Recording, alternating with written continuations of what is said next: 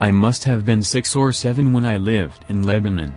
The country was ravaged by war at the time, and murders were common and frequent.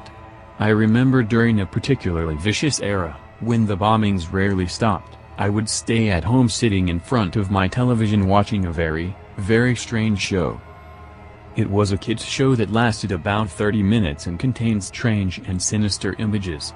To this day I believe it was a thinly veiled attempt on the part of the media to use scare tactics to keep kids in place, because the moral of every episode revolved around very uptight ideologies, stuff like, bad kids stay up late, bad kids have their hands under the covers when they sleep, and bad kids steal food from the fridge at night.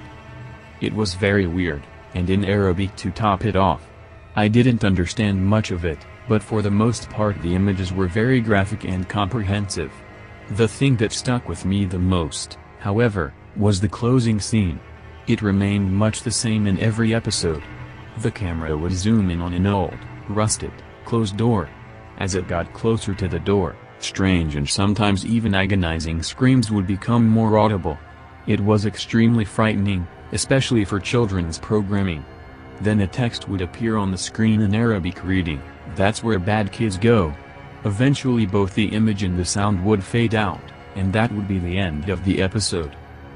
About 15 or 16 years later I became a journalistic photographer.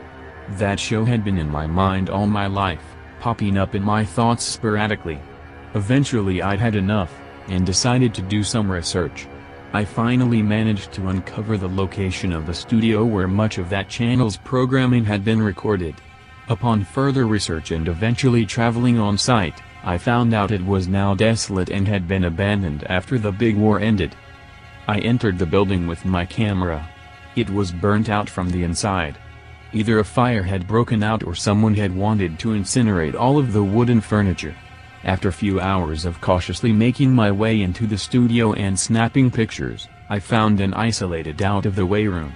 After having to break through a few old locks and managing to break the heavy door open, I remained frozen in the doorway for several long minutes. Traces of blood, feces, and tiny bone fragments lay scattered across the floor. It was a small room, and an extremely morbid scene. What truly frightened me, though, what made me turn away and never want to come back, was the bolted, caged microphone hanging from the roof in the middle of the room.